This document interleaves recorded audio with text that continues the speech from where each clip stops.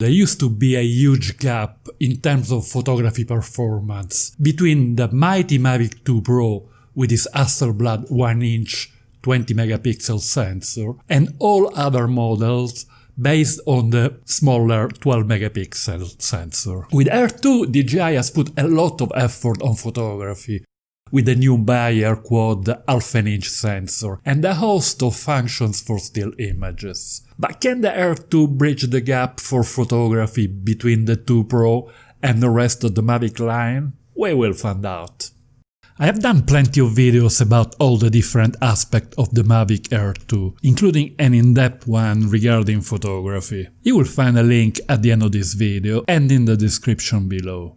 If you're interested in drones, I would definitely suggest to subscribe to my channel.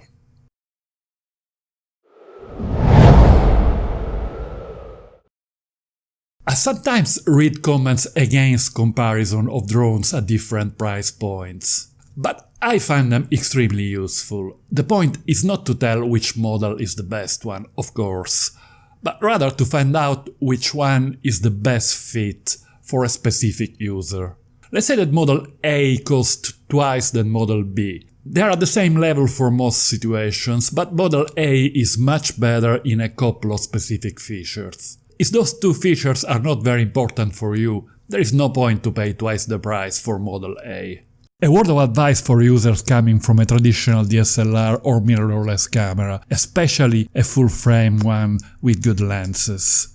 Prosumer drones, like the two analyzed here, have much small sensors and extremely simple lenses, so they are not expected to match the quality of the traditional camera, especially in difficult light conditions. Their strength lies in the fact that they can fly and get a totally different point of view. Let's have a look at some regular raw images shot in easy light conditions. This scene contains plenty of detail in the architectural features of the church and in the trees.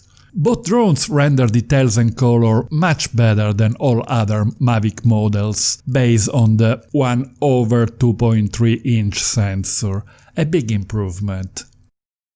On the regular size images, I do not detect a clear difference between the Air 2 and the 2 Pro. And even zooming in a bit, they still look very similar. If we zoom further and put them side by sides, there is perhaps the slightest gain in detail for the 2 Pro, but I'm not even that sure. The performance of the drone are certainly in the same league, just a matter of personal taste. Let's move on to some other images. An old crater turned into a vineyard, with a village and Mount Etna on the background. And some top-down views of the vineyard to show repetitive patterns. It's up to you to judge the one you prefer. In my opinion, there is again very little difference between the two models. And the images are excellent for prosumer drones standard.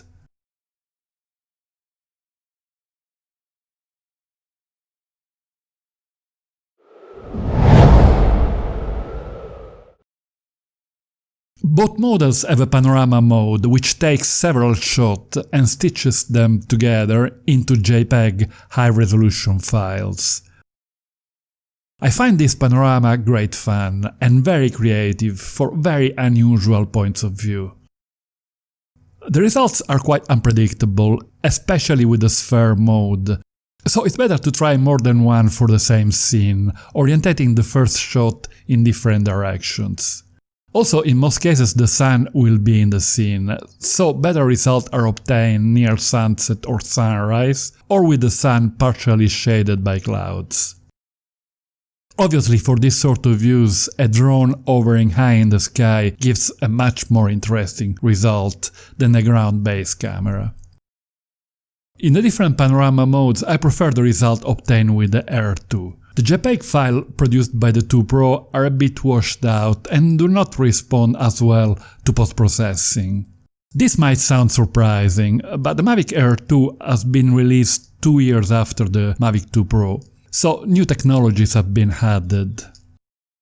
The JPEG files generated are heavily processed, and the Air 2 has probably a better algorithm. If you want to go deeper in the different panorama mode, please refer to my in-depth video about photography on the Mavic Air 2. You can find a link on screen now.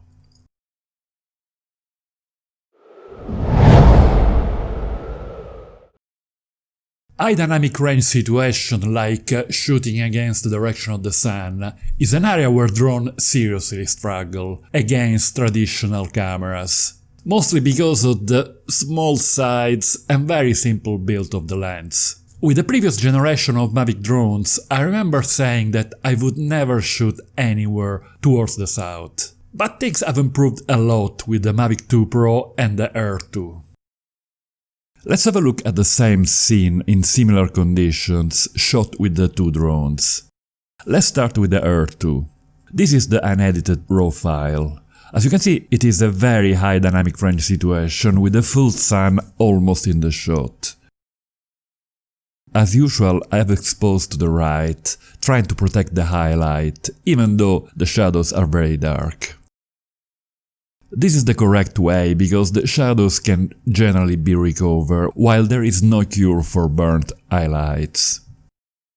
After color grading in Lightroom, the result is excellent compared to previous Mavic models, although of course nowhere near what I can get with my mighty Nikon D850.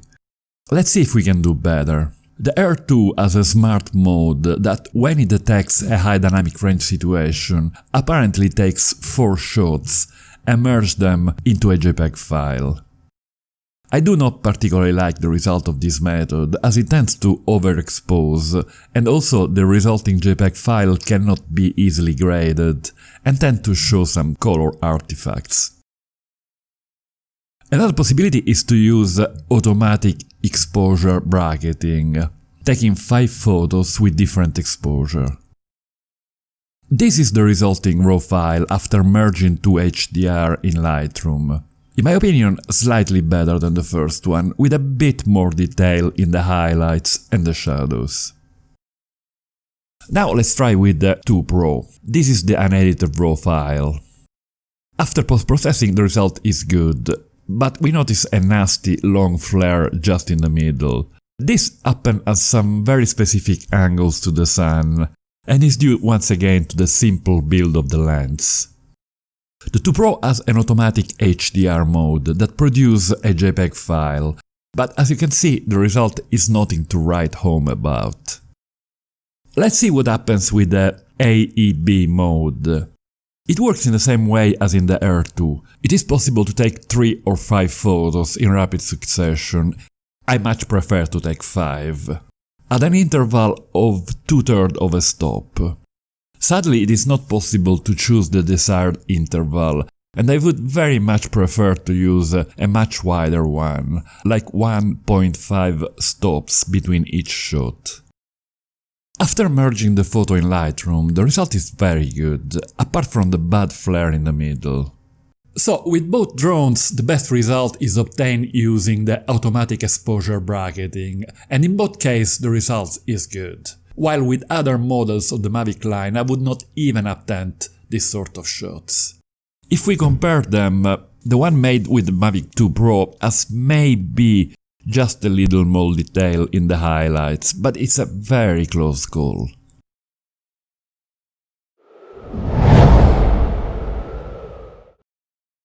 Low light performance was always another very weak point for previous Mavic models. Before the release of the Mavic 2 Pro, they were like noise machine, frankly, and I would not venture past ISO 200. I was astonished by the low light capability of the Air 2 in video, so I had great expectations regarding still images. Let's see how it fares at different ISO values. I will show the normal image and then a crop of the center. At ISO 200 the image is still perfect. There is plenty of detail and practically no noise at all. At ISO 400 we start to notice a tiny bit of noise in the sea and the slightest loss to detail in the trees and in the roof of the buildings. But we are pixel peeping, in real size the image is still very good. At ISO 800, noise and loss of detail are evident in the crop, but the image can still more or less be used. At ISO 1600 the image falls apart, but that was largely expected. The ISO performance is excellent, way better than any other Mavic drone, except the 2 Pro. If we analyze the same image taken with the 2 Pro, we can see that up to ISO 800 the image is perfect. And ISO 1600 it is still usable and probably slightly better than the 800 ISO one taken with the Air 2. At ISO 3200 a lot of noise creeps in and a good deal of detail is lost. I would not consider it usable. But still, the performance of the 2 Pro at high ISO is sensational, almost 2 stops better than the Air 2, which is already much better than any other Mavic model. But that was expected with the great 1-inch Hasselblad sensor. Both models have a mode called Hyperlight. In extreme low light situation, the camera takes multiple shots and merges them into a single JPEG file in order to reduce the amount of noise. In the 2 Pro, this mode is directly available in the photo menu, while in the Air 2 it is part of the mysterious smart mode. When very low light is detected, the Hyperlight mode is applied. In this scene it was really dark, and this is what I could get in normal mode. It is indeed extremely dark, and if I try to increase exposure or to recover the shadow, the amount of noise is insane. Immediately after I took this one in smart mode, taken at ISO 2340. If I try to increase exposure or lift the shadows, noise remains very low considering the context, and the shadows are still well preserved. This is very impressive. This was taken with the 2 Pro in the same condition, and let me stress that it was really pitch dark. You can see that in the ungraded version, the image is much brighter than in real life, and there is hardly any noise at all. After color grading and lifting the shadows, the image is excellent, even though, of course, there is a bit of noise in the shadows, but we can take care of it with a good denoiser. The Hyperlap mode works extremely well in both models, and breaks new ground in extreme low light situations. Very impressed. If you're mainly interested in photography, the Mavic Air 2 is an excellent drone. In a completely different league compared to all other Mavic models apart from the 2 Pro. It performs at a level very close to the 2 Pro and even outperforms it in a couple of situations due to more recent technology, especially in the processing workflow for JPEG files. The Mavic 2 Pro still has the edge for ISO performance and lower noise. Due to the 20 megapixel sensor, it performs better than the 12 megapixel of the Air 2 for cropping and large prints. Also, the 2 Pro has the big advantage of the adjustable aperture. For professional users, the 2 Pro is still the way to go, but only just. If you like this video, don't forget to subscribe to my channel, the home of fearless drone heroes. Bye for now.